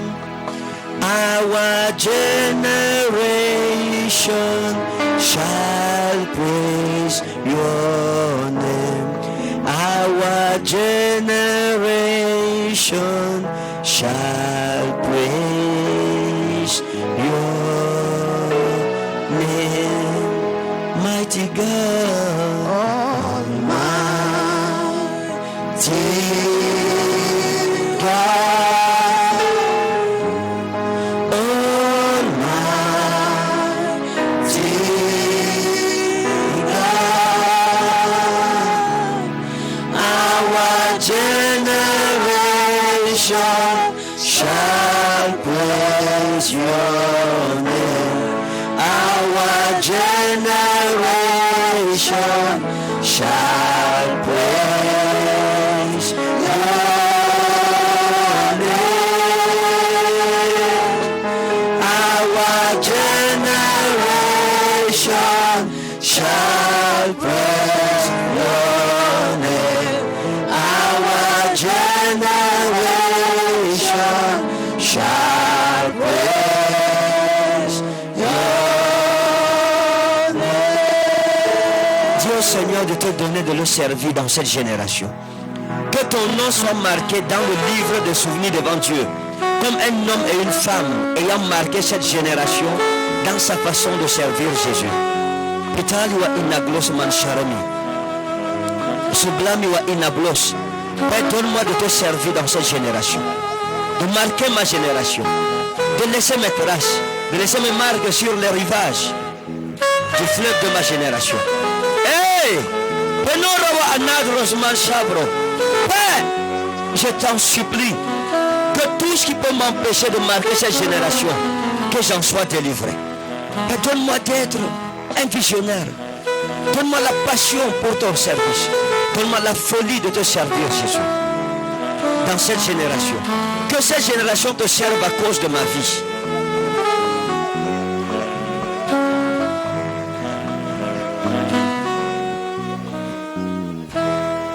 Si moi je crois et si tu crois, et si nous prions ensemble,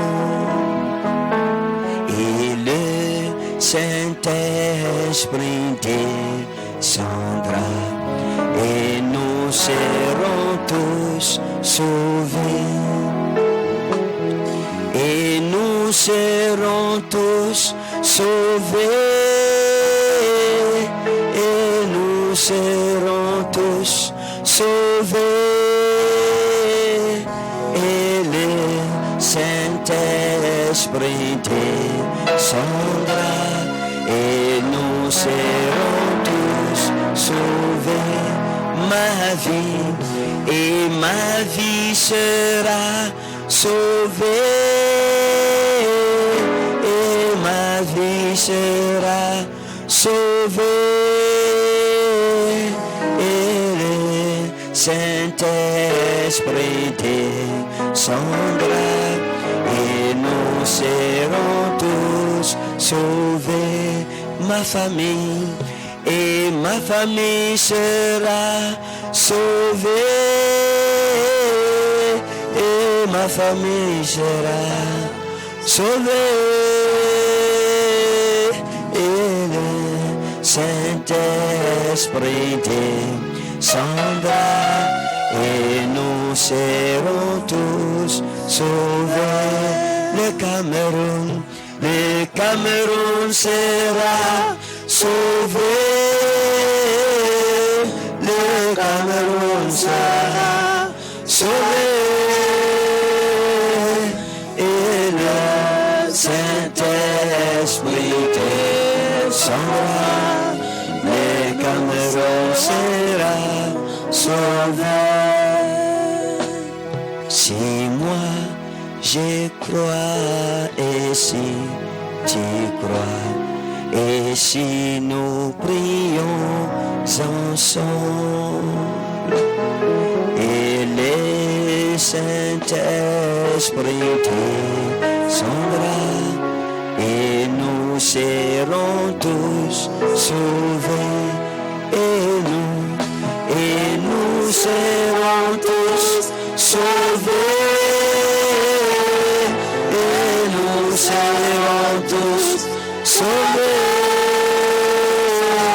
et le Saint-Esprit descendra, et nous serons tous sauvés. Demande à Dieu la plénitude du Saint-Esprit.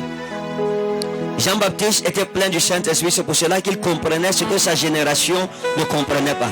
C'est pour ça qu'il connaissait ce que sa génération ne connaissait pas. Dis Seigneur, remplis-moi pour connaître ce que ma génération ne connaît pas. Remplis-moi du Saint-Esprit pour opérer dans des dimensions inconnues à ma génération.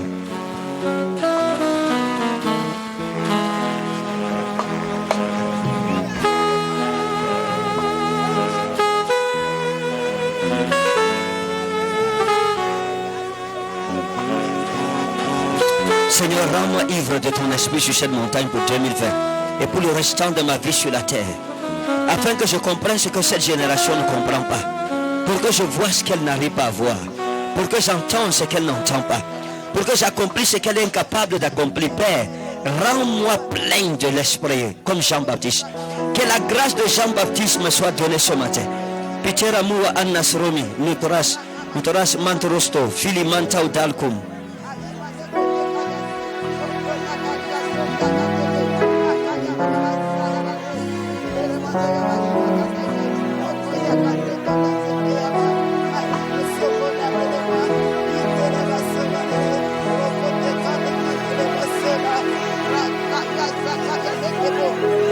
Ne t'ai-je pas dit que si tu crois, tu verras ma gloire, tu verras ma gloire se manifester dans ta vie. Ne t'ai-je pas dit que si tu crois, tu verras ma gloire, tu verras ma gloire dans ta vie. Ne t'ai-je pas dit, Ne t'ai-je pas dit que si tu crois, tu verras ma gloire, tu verras ma gloire, tu verras ma gloire se manifester dans ta vie. Ne t'ai-je pas dit que si tu crois, tu verras ma gloire, tu verras ma gloire, tu verras ma gloire dans ta vie. ne t'ai-je pas dit que si tu crois, tu verras ma gloire, tu verras ma gloire se manifester dans ta vie.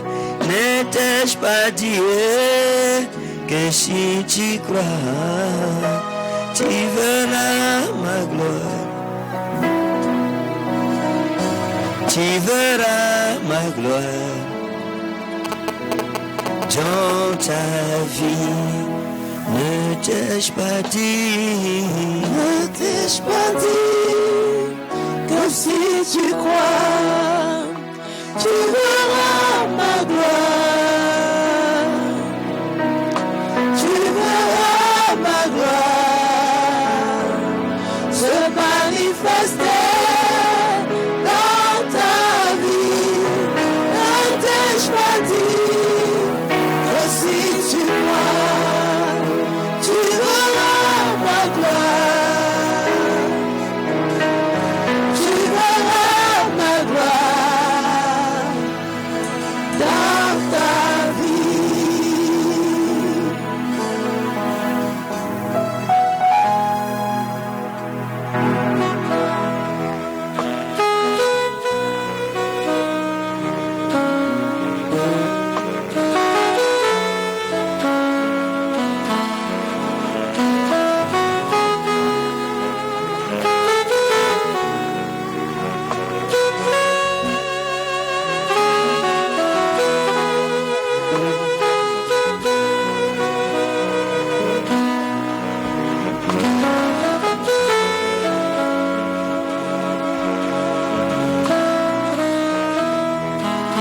Ne t'ai-je pas dit? Ne t'ai-je pas dit que si tu crois, tu verras ma gloire. Tu verras ma gloire. Tu verras ma gloire se manifester dans ta vie. Ne t'ai-je pas dit que si tu crois, tu verras ma gloire. Tu verras ma gloire. Tu verras ma gloire dans ta vie. Shami wa inna hezade. Hezade wa inisman sama. Demande à Dieu ce que tu veux voir dans ta vie en 2020. Présente ton dossier, le dossier de tes enfants. Le roi est au milieu de nous. Sa gloire est en train de briller au sommet de cette montagne. Sublani tanita uban sadras. Pichakina osma inelauta an asmana.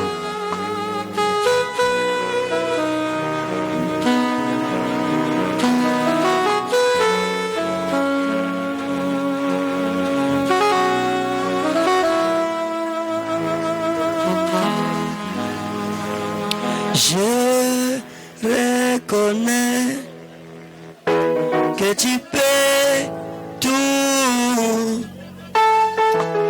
et que rien ne t'est impossible.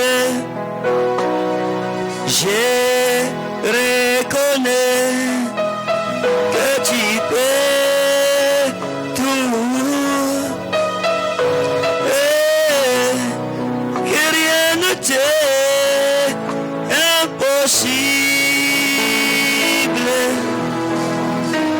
Seigneur, fais-moi voir ta gloire.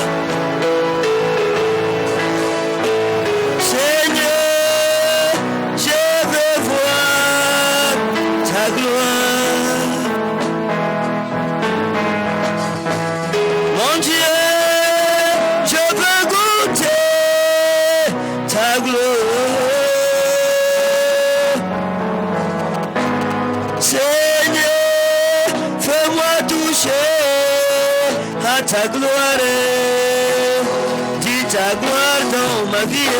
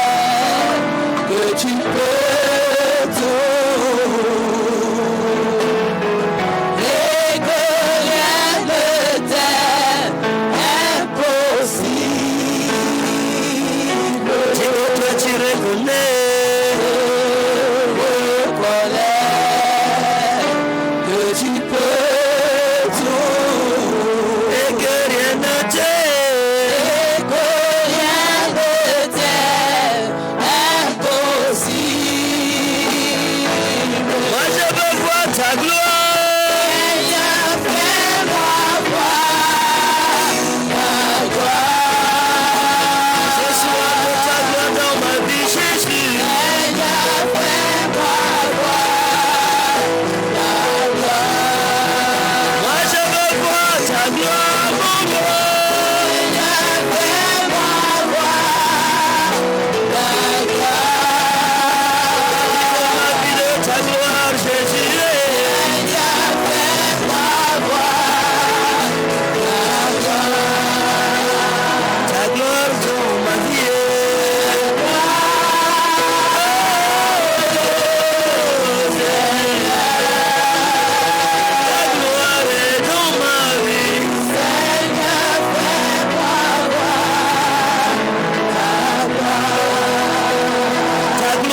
dans ma vie.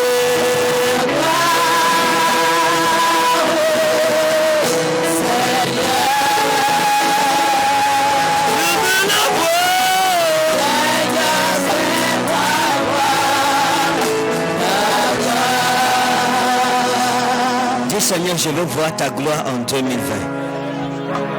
Jusqu'au dernier jour de ma vie sur la terre.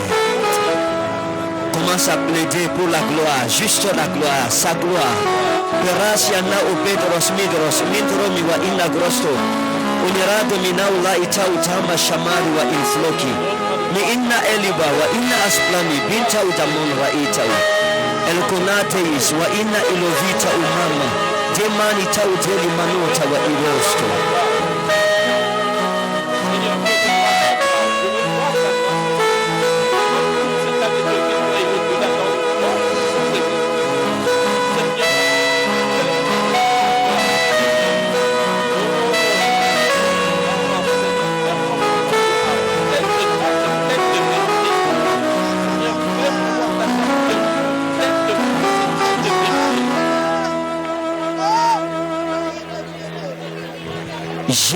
Jésus m'a dit, Alléluia. mets ta main dans ma main et viens. Et quand j'ai mis Alléluia.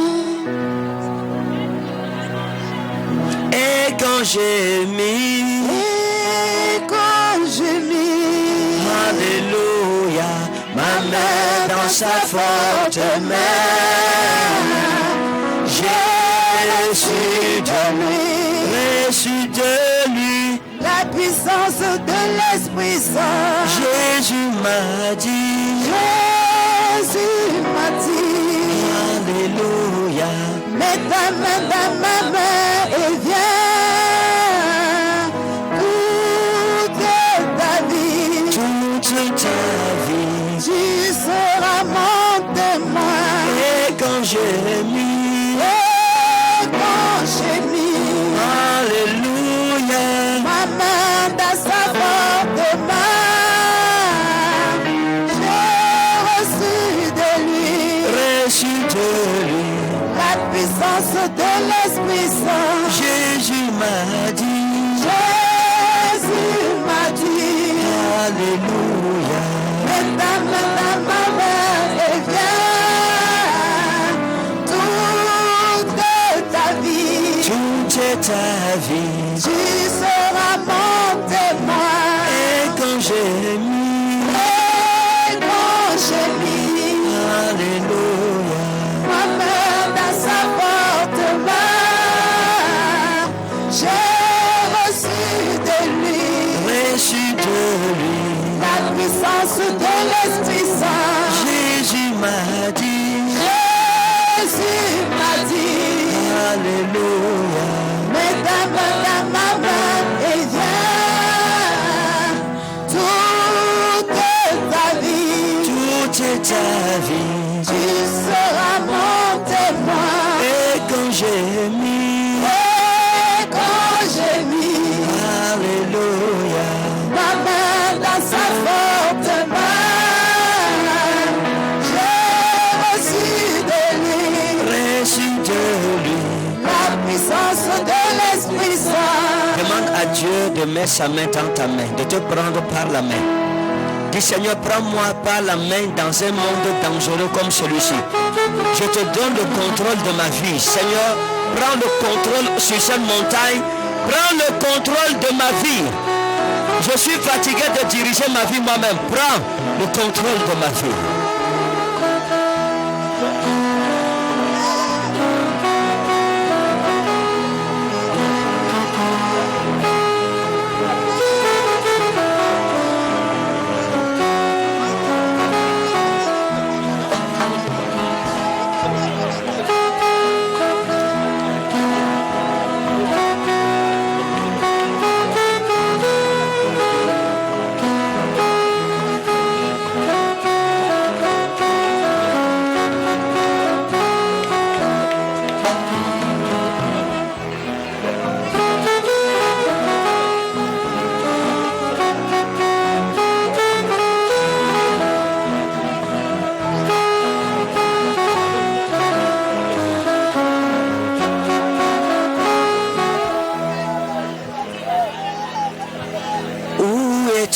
trésor.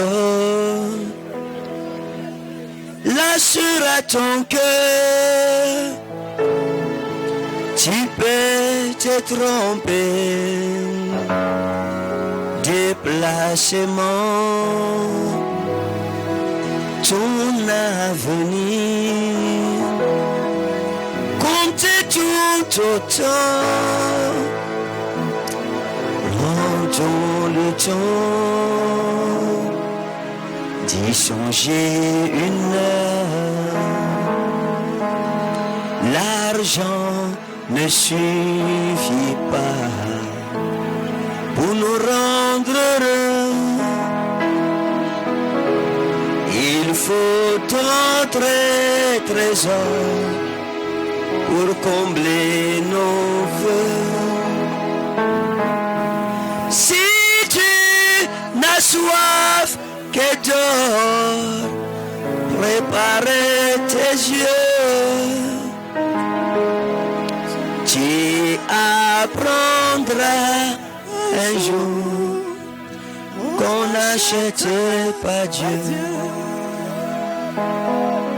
Tu apprendras un jour qu'on n'achète pas Dieu. Demande à Dieu son amitié ce matin. Tiens ma main. Je veux être ton ami. Seigneur, je ne veux plus être un enfant éloigné de son Père. Je veux que mon cœur s'attache à ton cœur. Que ma main soit tenue par ta main. Pour 2020, je veux être plus près de toi, Seigneur.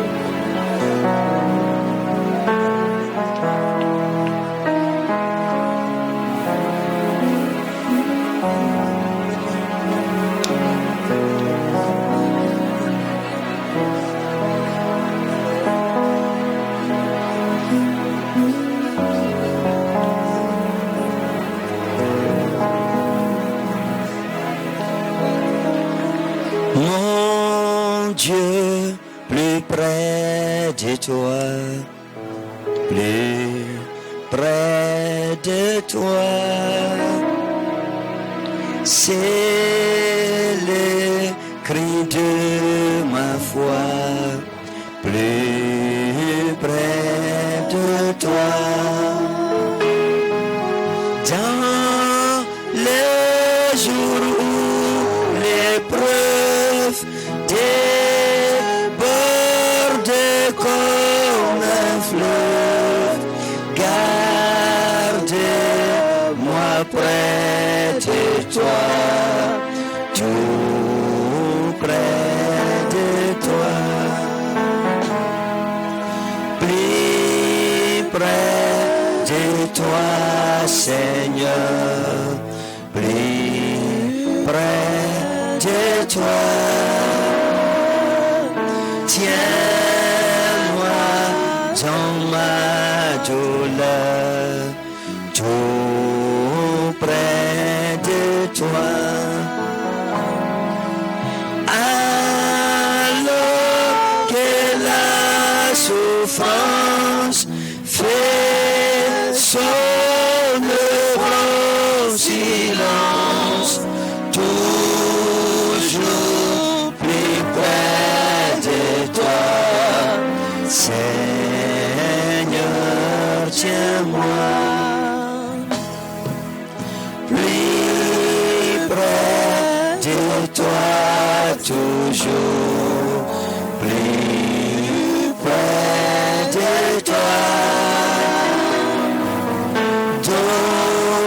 Donne-moi ton secours, soutiens ma foi.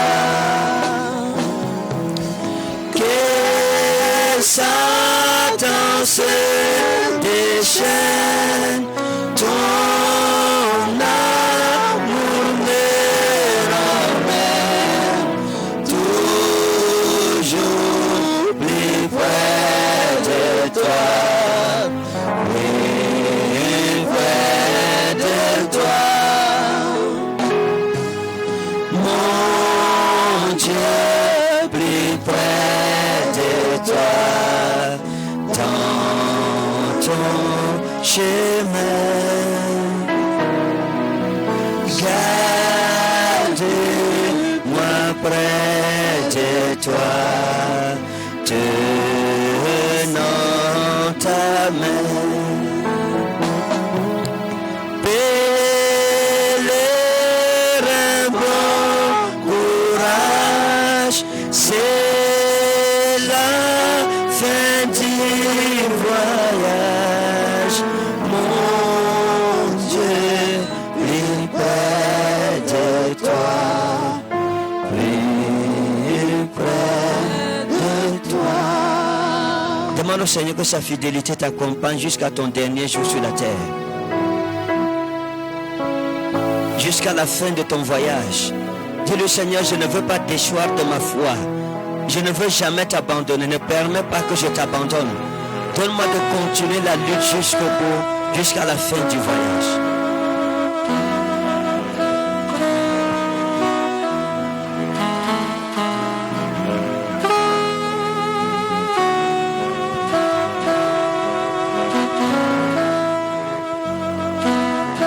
Seigneur, merci pour ton soutien jusqu'à la fin. Nous n'abandonnerons point, nous ne nous lasserons point. Et toi, Seigneur, tu ne quitteras pas une seule seconde. Tu nous accompagneras jusqu'à bon port.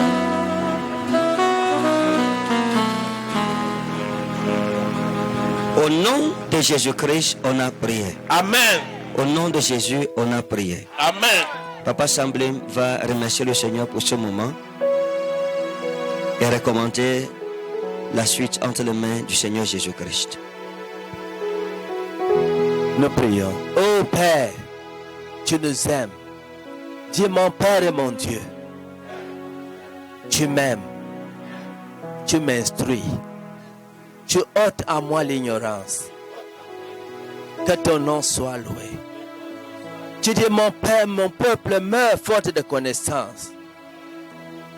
Merci pour la connaissance. Car la connaissance est une puissance. Merci pour la puissance dont tu m'as accordé ce matin. Je suis une autre personne proche de l'Éternel. Que la gloire te soit donnée. Bénis encore ce vase au nom de Jésus. Que la gloire te revienne. Les autres séances te sont recommandées.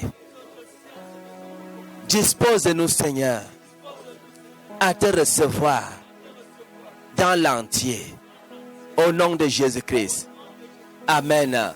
Acclame très fort.